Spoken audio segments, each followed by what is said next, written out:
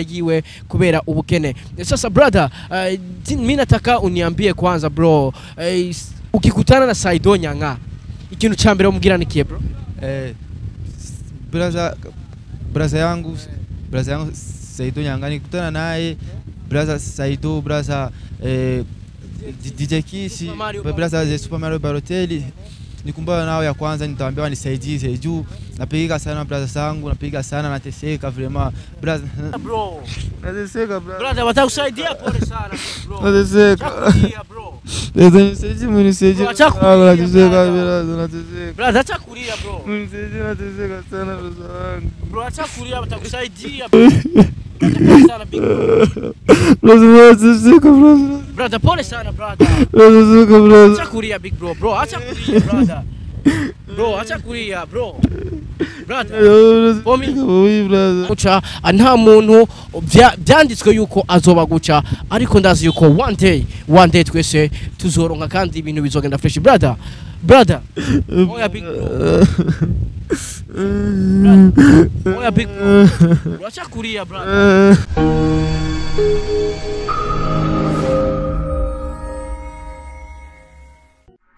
Oh yes, 1, 2 everybody, and my name is Radio. This is Mijo Talent TV. We come back again. Oh yes, tunagarutse rero hamwe ndakubwira byinshi muri entertainment, hamwe ndakuzanira aba hitmaker kuri micro ya Mijo Talent TV. Right now urabona turahano kuri beat, cameraman ashaka kubereka hariya turahano kuri beat twagiye n'ahantu badusanze cyangwa se n'ahantu uyu musore turi kumwe n'ahantu yadusanze kuri beat. Yaramaze iminsi myinshi aturondera kuri Mijo Talent TV adusaba yuko dushobora kumuha ikiganiro kugira ngo ashobore gusaba ubufasha bamwe mu bantu novuga yuko bakunze gufasha abantu benshi cyane, harimo ba DJ Kiss, ba Super Mario Balotelli, ba Saido Nyanga.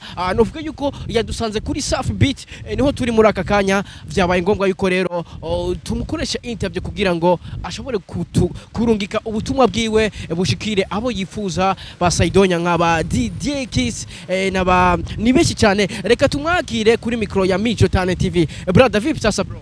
Safi kaka. Uko fresh bro? Ndio fresh. Brother unapendeza sana big bro. Asante, ni kawaida tu. Nani Kirundi azi Kiswahili gusa, ariko turamwigisha Kirundi ku nguvu. Ndabesha none cameraman, ndabesha. Turamwigisha Kirundi ku nguvu. Bro, vuga Kirundi kwanza bro. Baramuse kwanza mu Kirundi. Murakomeye. Gerageza vuga Kirundi bro. Murakomeye. Mese gute?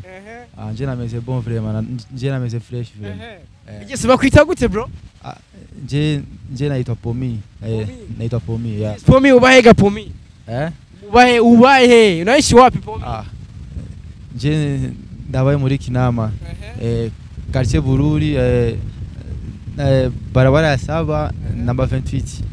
Yeah. Sasa bro, kwa jua nini haujui Kirundi big bro? Kirundi yananisumbua sana, Kirundi yako nguvu sana. Nakuwa najitahidi kuongea Kirundi kidogo wananicheka. Lakini inshallah nitajua pole pole. Yes, mwamaze kuvyumva. Yitwa Pomi, novuga yuko ariko arasaba ubufasha bamwe mu bantu bakunze gufasha abantu benshi, harimo ba Super Mario Balotelli, ba Saido Nyanga. Abantu benshi cyane barakunze gufasha abarimbye bagiye batandukanye. Novuga yuko uno munsi natwe twashimye kumuha umwanya kugira ngo ashikirize ubutumwa abo yifuza ko bushikira. Brother, atukiri ngaho nyene big bro, dushaka utubwire kwanza kubera iki uri kurarondera Saido Nyanga, Super Mario Balotelli na ba DJ Kiss kwa juu ya nini big bro?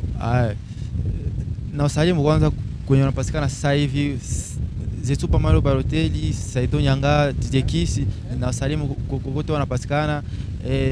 Na watafuta kama vile mdogo yao, kama vile ndugu yao. Donc na watafuta juu ajina siani wa brother ambao wanasaidia watu wengi sana, wanasaidia watu wengi sana. Ndio vile na mimi nakuja kama vile mdogo yao wanisaidize. Donc mimi nitaomba popote wanapatikana wakifuata video, wakinifuata, wakinisikia, wanisikize kama vile mdogo yao.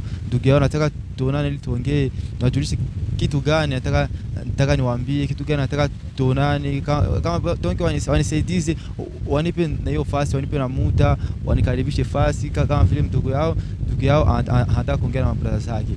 Ndio. Yes mwamaze kuvyuma navuga yuko ni ibintu biteye agahinda sana, ni ibintu navuga yuko bibabaje sana. Ndibaza mwarabonye kuri Mijo Talent TV harigeze guca ko umuntu navuga yuko yari karasaba ubufasha na Tacha, ariko vyagenze neza, Imana yarabikoze kandi ivyo yifuza yarabigeze ko uno musi ameze neza, uno musi ubuzima bwiwe bumeze neza. Navuga yuko ntiwirengagize mwene wanyu ameze nabi, fasha ukiriho, fasha ufashe bene wanyu, ufashe abarundi, ufashe n'abarundi kazi kugira ngo umutima wo gufasha Imana izo uguhezagirire. Yes mwavyumvise navuga yuko abayeho nabi, afise ubuzima bubi, ariko arasaba navuga yuko ubufasha kugira ngo nawe afise indoto, afise impano, ariko ntibimworoheye kubera ubukene, ntibikunda yuko ashika kwiterambere yiwe kubera ubukene. Sasa brother, mimi nataka uniambie kwanza bro, ukikutana na Saido Nyanga ikintu cha mbere umubwira nikiye bro? Braza yangu Saido Nyanga, nikutana naye braza Saido, braza DJ Kisi, braza Super Mario Balotelli, nikumbana nao ya kwanza nitawaambia wanisaidie juu napiga sana braza zangu, napiga sana, nateseka vraiment braza, nateseka sana braza zangu. Msinione hivi hata mango na jiazima ajini kwa hapa, msinione hivi nyumbani chakula ukula, tunateseka sana nyumbani braza, mnisaidie. Wataza zangu wa Masaudia, wote Masaudia utanitizama, niko kipaji kangu, niko komedia lakini nakosa mtu akunisupport. Nateseka sana, mnisaidie sana, msinione nateseka kabisa sana wazazi zangu, nateseka sana hata masomo nasoma, kila siku wananifukuza, nakosa ila kupana kwa masomo, nateseka sana, mnisaidie naomba. Naomba tu wote wanapatikana wanisaidie kama vile mdogo yao, naomba sana. Yes bakunzi ba Mijo Talent TV, nimba ufise umutima wo gufasha, fasha mwene wanyu navuga yuko afise talent, n'umukomedi, ariko vyanase kwagira hashitse kubera yuko uburyo no kubura amikoro, urumva ko no mu muryango wabo uburyo ntibumeze neza, no gufungura n'ikibazo. Sasa brother, mimi nataka kuuliza kitu, ukikutana na DJ Kiss, Super Mario Balotelli, Saido Nyanga, utajisikia aje bro? Yeah, nikutana nao ndajisikia vizuri sana, ndajisikia raha kabisa, kwa sababu nishafanya siku mingi sana, niko tafuta brasa wangu kama mkubwa yangu Saido, na watafuta sana siku mingi, donc nishafanya siku mingi sana na watafuta, nataka tuonane, ila nawakosa, sina gisi ndawapata, nakosa gisi kwenda nzia kuwatafutia na kwenda malizia. Ndio maana niliona tu nikuje Mijo Talent TV wanisaidie, donc nataka nikumbane nao na mabrasa zangu, donc nishafanya siku mingi sana, siku mingi sana nione na DJ Kisi, ba Saido Nyanga, ba Super Mario Balotelli, vraiment nakosa kisa kufanya, vraiment mimi nateseka sana nyumbani, tunateseka, mama yangu hajiwezi tena nyumbani, donc tunateseka sana vraiment, tunateseka kabisa. Muko nayoge tugitangura rero amazimisi myinshi turondera, anavuga yuko twari twanamwirengagije tuvuga ati kabisa nta interview twoguha, ariko kubw'umutima cyangwa se kubw'umutima wo gufasha bene wacu kugira ngo nabo batera imbere, nabo ubutumwa bwabo bushike kure, duca nk'ijya yejo ashobora kuvamo umuntu akomeye, ashobora kuvamwo wa wundi nawe uja gusega. Niyo mpamvu no gusaba, nimba ufise umutima wo gufasha, fasha mwene wanyu, kuko iyo ufise impano ukabura umuntu agufasha, nta hantu na hamwe ugera, nta na kimwe ushobora kugera ko. Twese turi ngaha kuri micro kubera twafashijwe. Reka nanjye shimire CEO wa Mijo Talent TV, nabwiye ati aho uri hose wubahwe, kandi wubahwe sana, kuko ni utumye mpagaze ngaha, niwe utumye mpagaze imbere ya kamera uno mwanya. Reka ndabwiye ati merci beaucoup, warakoze sana, wubahwe. Niyo mpamvu nawe ndabwiye ati we uri kuraraba iki kiganiro, fasha mwene wanyu, ufasha umurundi mugenzi wawe kugira ngo impano yiwe nawe nyene ishike kure. Afise talent, afise impano, ariko byarase yuko ashika aho yifuza kugera, kuko uburyo urazi udafise uburyo nta kintu na kimwe ushobora kugera ko. Ariko muri uwo mwanya yashoboye kuza imbere ya kamera kugira ngo avuge kuko kamera cyangwa se micro irashobora gutambukana ubutumwa bwawe aho wewe udashobora kugera, ugasanga mu Rwanda, muri Tanzania, Saudia, mu bihugu byinshi bigiye bitandukanye, ugasanga barakuravye biciye kuri micro ya Mijo Talent TV. Niyo mpamvu rero twamuhaye umwanya kugira ngo ashobore kuvuga. Hariho abantu bafite umutima mwiza, hari abantu bafite umutima wo gufasha, hari abantu bafite umutima w'ikigongwe, bagira icyo bamufashije. Yes big bro, abantu bifuza kugufasha, nimero yawe cyangwa se contact yawe ni yihe big bro? Nimero yangu ni 69 58 82 95. Hiyo ni namba yangu ya WhatsApp, tena appel normal. Yeah. Yes, numva nimba bifuza gufasha Boni cyangwa se Pomi, ngiyo nimero ye kugira ngo ushobore kumufasha nawe agire icyashije ko unataka bagusaidia nini, bare bademo wako Saudia, ba Didier Kiss, ba Saidon Nyanga, unataka bagusaidia nini, bagusaidie pesa, bagusaidie kazi, unataka nini bro? Mimi nataka wanisaidie na yote yenye donge la kila kitu kyote wataziona, watasaidia mdogo yao, atakaza kutumika mnyumba, ataka kukoropa ndani mnyumba, ataka kukoropa wese, ataka kupiga, ajua kupiga, nitawapigia, nitafanya wote wanahitaji ili na mimi nikuwe vizuri. Kama vile watoto wangu kule Saudia, Oman, naomba sana wanisaidie kabisa. Nashuka niko chini yenu sana wadada zangu, brother zangu Saido, naomba mnisaidie sana mimi mdogo wenu. Mnisaidie sana, nateseka sana. Vraiment naomba sana mnisaidie sana. Mimi kama vile mdogo wenu nashuka chini yenu, mnisaidie sana. Ya naomba kabisa mnisaidie.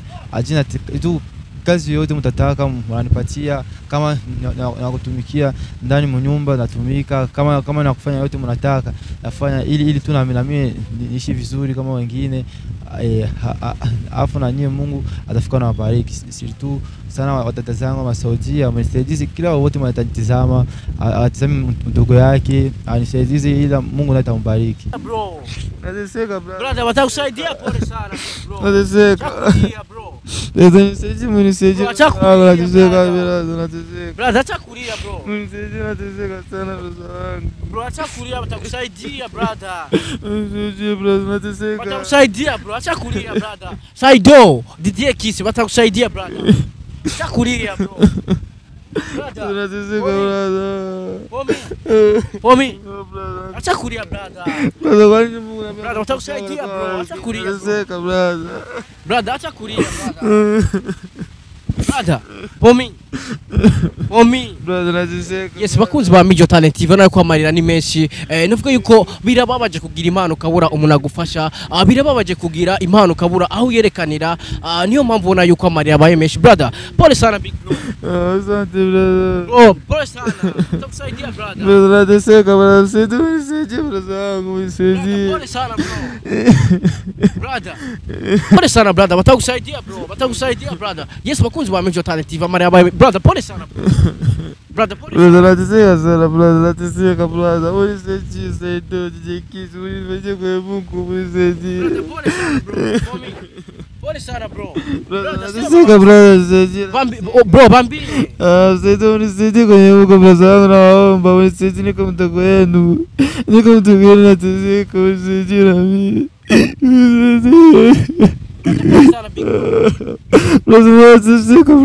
Brother pole sana brother. Acha kulia big bro, bro acha kulia brother. Bro acha kulia bro. Brother Pomi brother, acha kulia brother, pole sana. Yes, bakunzi ba Mijo Talent TV ona yuko biraseye ko tubandanya n'ikiganiro kubera amarira ni menshi, navuga yuko kwipfuza umuntu agufasha ukamubura, navuga yuko ni ibintu bibaje cyane, ni ibintu bibaze cyane, navuga ko twese turi ngaha kuri micro kubera yuko twafashijwe, twicaye ngaho no munsi turi imbere ya micro, turi imbere ya kamera kubera yuko twafashijwe, yaba tutafashijwe natwe nituba turi ngaha. Nimba ufite umutima wo gufasha, fasha mwene wanyu kugira ngo impano yiwe nawe ayishikane kure, indoto ziwe aze azishike. Brother Oya brother. Brother. Brother acha kulia.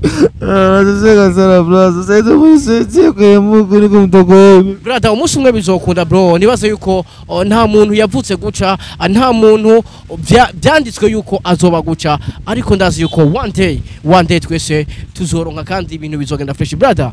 Brother. Oya big bro. Oya big bro. Acha kulia brother. Acha kulia. Brother nateseka brother yaje Bro, pole sana basi bro. Bro acha kulia brother. Homie. Brother. Nateseka brother nateseka. Sasa bambie brother, bambie basi. Bro, sai do mensagem com togano. Eu tô com mensagem nateseka. Yes, bakunzi ba Mijo Talent TV Cameraman tufanye aje sasa? Cameraman tufanye aje? Brother pole sana big bro. Pole sana brother. Nateseka sana. Nataka soje mensagem, masomo alifukuza masomo. Neno kusoma kile alifukuza nateseka. Sina kutira kufanya, nakona jasho kwa watu. Mensagem kwa togano.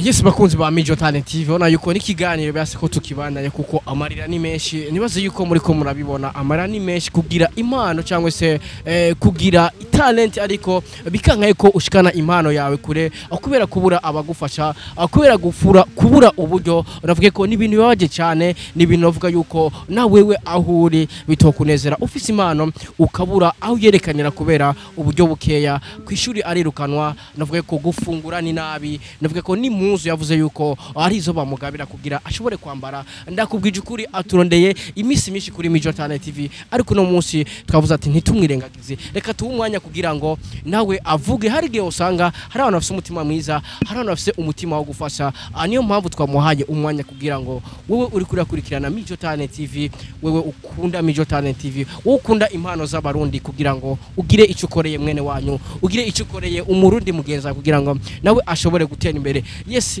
nibikunze ko tubandanya ikiganiro kuko amarira ni menshi ndibaza bro pole sana brother pole sana ndibaza mwana amarira ni menshi sana brother pole sana big bro cameraman tufanye aje sasa fanye aje cameraman ona amarira ni menshi bro pole sana big bro